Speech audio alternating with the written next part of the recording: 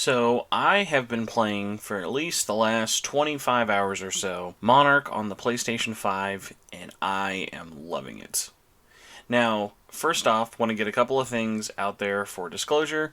I have been reviewing the game on PS5 thanks to a code by NIS. They were kind enough to give me a code for review. I'm still working my way through the game, but because 9 million games are all coming out at once, it's been a little bit slow. There will be a full-on post-beating it discussion, review, part 2 or whatever. So this is kind of a review slash impression so far just about this by myself. But wanted to put something out with embargo dropping today. And yeah, so after 20 plus hours, and honestly a lot of excitement on my end without actually looking at what other people reviews have been saying, I really like this game. And it's really funny. It's like there are so many glaring problems that I think most people could easily latch onto. This is not the prettiest looking game.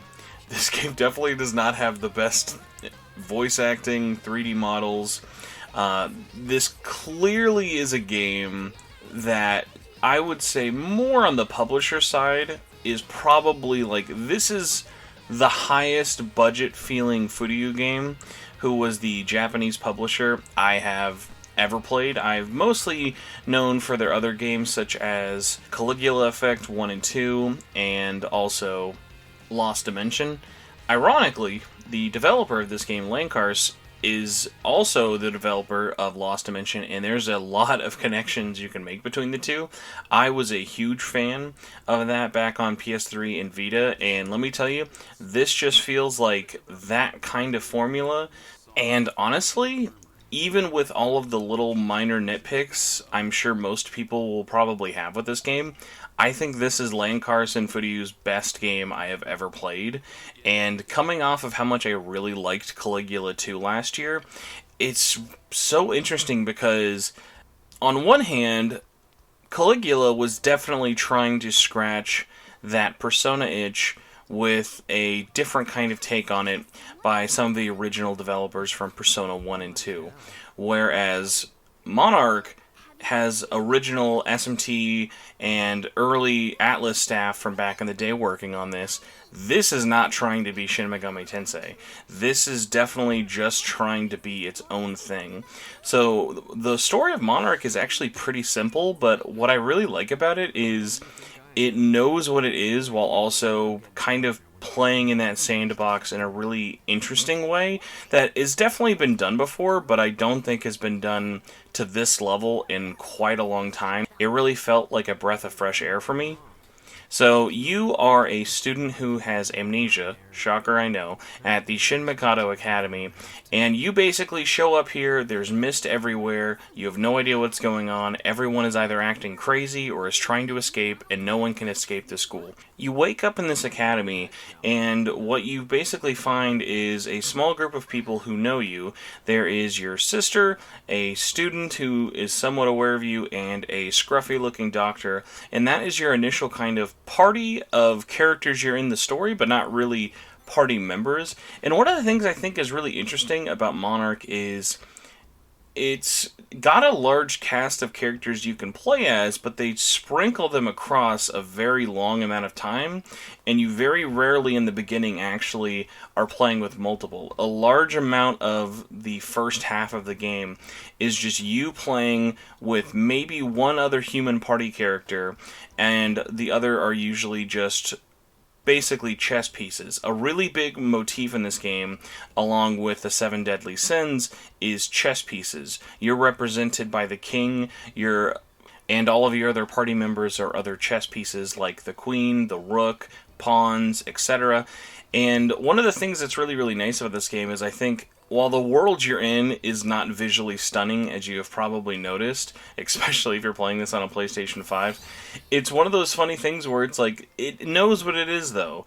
It's a pretty sterile-looking environment, but it's also a university or an academy where, yeah, if you've been to a kind of school like this, it's not going to be drastically different looking at the freshmen compared to the seniors or the third years and etc. But they do a lot of interesting twists, whether it be like, oh, here's the activity center, or here's the club center, here's the library. Where for me personally, it gave me a lot of SMT If and early like Persona 1 vibes of you're in these pretty sterile looking environments, but like they're not trying to be anything crazy. They're just being like, hey, this is a Japanese academy. This is a Japanese school filled with a bunch of different people in there. And speaking of people, one of the things I think this handles a lot better than Caligula.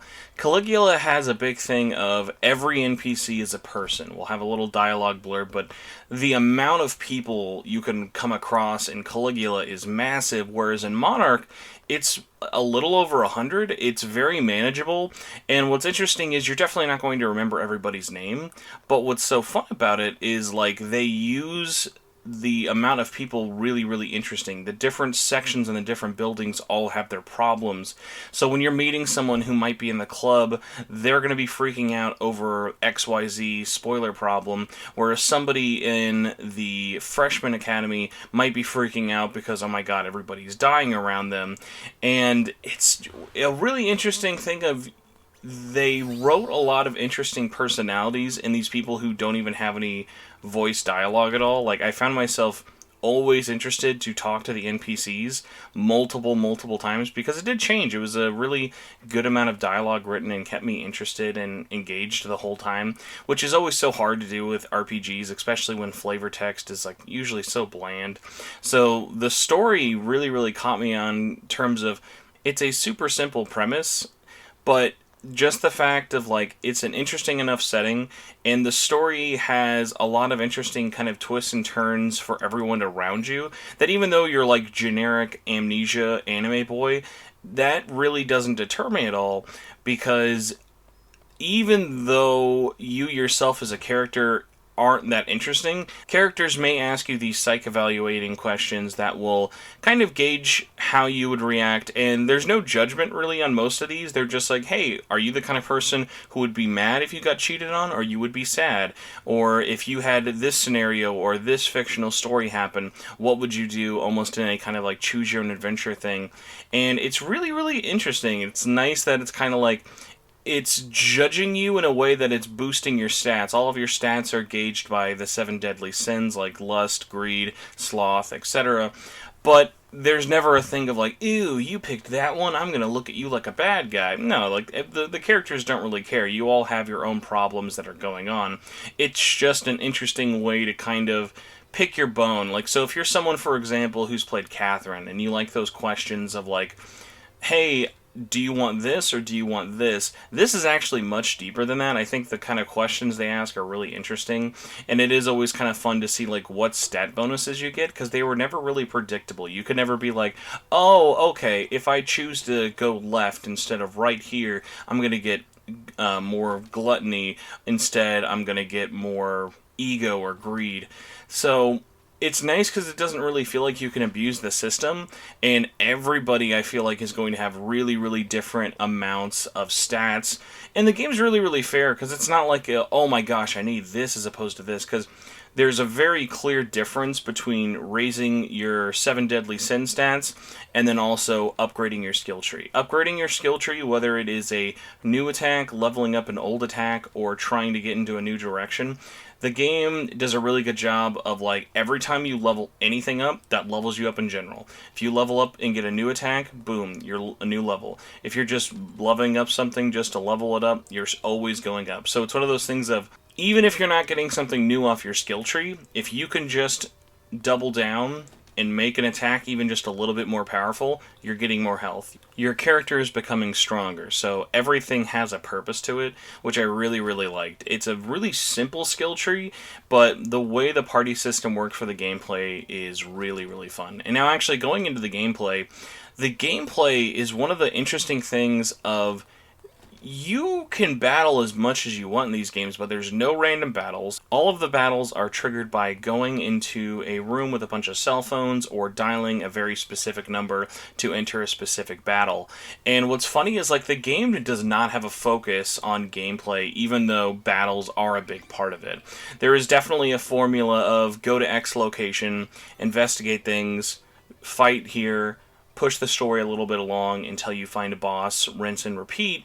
But what's so fun about that is like the battles themselves are so drastically different, and they honestly feel like puzzles more than battles. It's a large amount of, okay, how many people am I going to take into this group? Are we going to split up and try and take off the enemies in multiple directions? Are we just trying to take down the enemy one at a time until we get to the final hardest boss? And what I really liked about it was the battles are really fast without feeling like overwhelming. There were some battles that I might just be butting my head against of like, oh my gosh, why am I dying? But it was never, oh, I need to grind, because this isn't really a game you can grind in. Yeah, you can redo battles and get more level up points, but that's mostly just kind of if you want it. The game never really felt like I hit a wall so far of like, okay, you have to do this to beat this boss because you're too weak. And what's nice is I think the level scaling is really, really generous in terms of always giving you a challenge but never feeling impossible. There was never any moments in my 20 plus hours of playing where I like hit a fight and I was like, I can't beat this, I'm too weak, my stats are terrible, or blah blah blah. A large amount of it was just, I need to play different, start using more skills, resonate with characters more, link up attacks, start enlightening, make awakeness, other terms like this. So when you're in battle, this is not your traditional RPG. You are running around characters. It is definitely way more of a strategy RPG than a normal turn-based RPG. There's a lot of things like you want to line up, positioning is really important. Where characters are facing is very important. You don't want to have your back facing to an opponent, because a back attack will do more damage and has a higher chance of obviously hitting without you retaliating.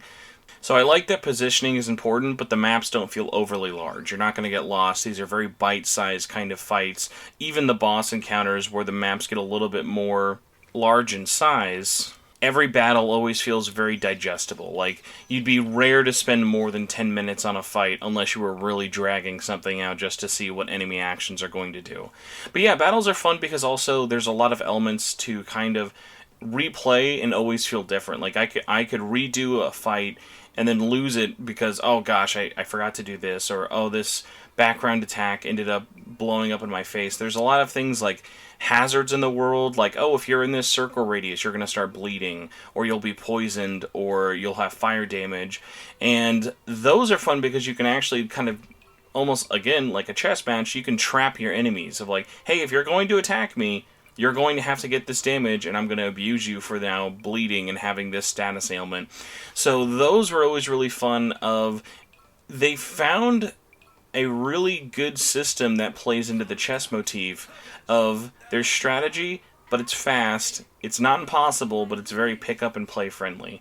A little bit more of the gaminess factors of it. There are some meters you will notice in the game. Madness is something that is very much tied into the story of, if you are in the mist for too long, your madness will go up. If you do certain powerful attacks, your madness will go up.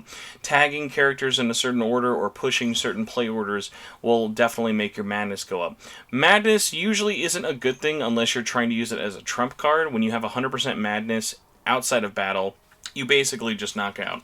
When you have madness inside battle, you become this like enraged Weapon X-like creature, and you have 3 moves until your brain basically explodes and then your character dies. When you have Awakening, you're basically just becoming Galaxy Brain mode, and that's when you can start doing your final attack. Now, what's really interesting, and the game never does too much of a job to be like, hey, this is a specific thing, and there's a huge boost outside of like one tutorial screen, but you can enter Enlighten mode, which is basically having maxed out Madness and maxed out Awakening at the same time. So when you have a character who is at 100% Madness and you are at 100% Awakening, your character can link up with them, and you both will become 100% of both, basically meaning your stats are super boosted, and for the next 3 turns you're basically in God mode and have 2 different final attacks as long as you have them unlocked. And yeah, it's just one of those things of, there's a lot of options in terms of how to play. It's really fun. I'm still discovering new things even after 20 plus hours. The battle system has a lot to offer, but what's also crazy is like every battle, while ultimately very similar, felt very fresh. I haven't found a battle that's just like, oh, okay, that's just, yeah, fight the enemy, break the wall, get there. There's usually some interesting kind of twist where maybe you're outnumbered or something like that.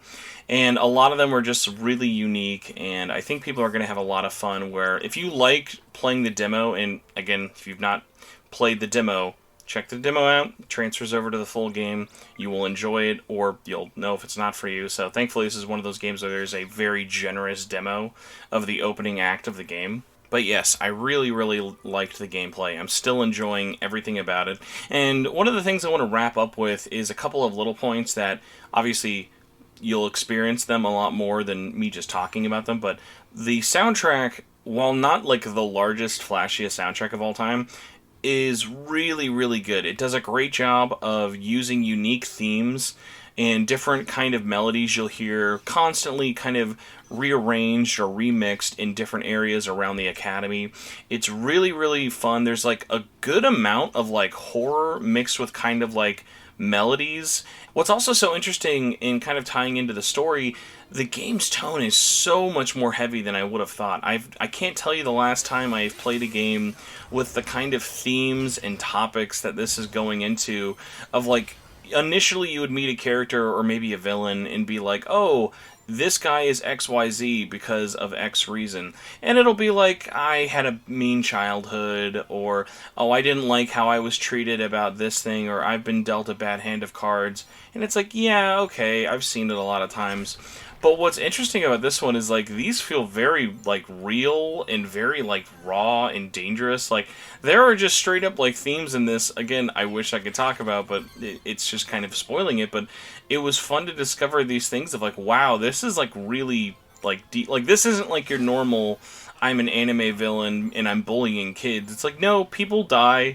This is a world where they talk about sex. This is a very, like, modern school setting, even though it might not kind of seem like that. So, the sex is used very interestingly. It's not like a, oh yeah, everyone's banging, like, it's not that kind of a thing, but it's very realistic the way it uses love, relationships, and so on, along with the violence and the murder and the mystery. So the story really, really has been a huge turning point, along with all of the gameplay additions and all the new features. So again, I'm just stroking this game off at this point, but I really, really like this. If you have enjoyed the demo, if you are curious about it, the game just gets better from it. It actually expands a lot more. One of the craziest things is, once the initial opening dungeon is done, the game basically is like, hey, here's 3 acts. Do whatever you want. You can do any of these in any order. It doesn't matter. The game scales to whatever level you're at. There's no like, okay, do her, then do him, and then do this. So you can kind of just explore the academy, and if you're like, oh, hey, I like that weird library chick, let me go do her first. Or like, maybe I want to go talk to the guy with like the half-shaved-off head or whatever. The cast of characters also, none of them have been amiss, which is funny because they definitely all do not have great voice acting. The voice acting is a weird one of like, we're in an era where like, if a game doesn't get a voice acting dub in English, you're kind of like, yeah, that's expensive, I get it. This is a game I would love to know why it got English voice acting. I'm so glad it's here because, and I hope this makes sense to people, this game to me felt like a Sega Dreamcast era voice production company made this English dub. It's very disjointed in some places, like the line reads are all over the place. People either take things way too seriously or not seriously enough. The tones are all over, but what's funny is like it's never to the detriment of the story. Like the characters are all over the top, but they all still feel real. It's just that the English performances very much feel like, were you aware of what the tone was for this? But it never takes away from anything. It's still fun, it's still interesting. So I've also messed around with 3 different versions of the game, so I can also give a little bit of a heads up. The Switch and PS4 version definitely are a little bit less technically impressive. This was definitely a game that was not designed for next gen, but playing this on PlayStation 5, there was a clear difference of like, hey, this game is in 4K, it's always running at 60, looks really smooth, plays really fast, looks great on my TV. Like, even if like the textures aren't like 4K, it's like, this game looks really great though, you're having a fun time, might as well. Having the trade-off of the game playing at a very low resolution on Switch, it's also like, hey, you're getting it in portable, so That's the trade-off there. PS4 is not as visually bad as Switch. There's still plenty of concessions they had to make that, obviously, playing it on PS5, you're not going to see those there, but again, not everybody's going to have a PS5. So, that's my video. Let me know what you think. Are you still excited for Monarch? Are you more interested after checking out this spoiler-free video? Let me know if you have any questions about the game and you would like me to answer them. Feel free to comment below. It would really help if you all could subscribe. Been trying to get to 6,000 subscribers for a while. Would love to get past that milestone. But either way, if you stuck through this 20-plus minute video with me and cannot believe that I still haven't beaten the game, but I'm still talking about this game because I clearly have a problem, know that it is just because I genuinely have been looking forward to this for a really long time. I really liked the developer, and even with all of its warts, it's still a really fun RPG that people should not miss, even though it comes out the same week as Elden Ring, but it is out February 22nd. Please check it out. Don't sleep on it. If you think you're interested in it, I promise it just gets better from the demo. At least from my perspective, and I would love to get as many people as possible to play this, because I think this game, with the right amount of love, and probably sales, could get a really cool budget that would expand upon everything with it. But even if it's just a one-off, this is a really fun one-off with an awesome soundtrack, and a fun cast of characters, and amazing, amazing art design. Well, everybody, thank you so much for listening. I hope you enjoyed the video and enjoy Monarch, or just wanted to hear me rant for 20-something minutes. So, have a good one.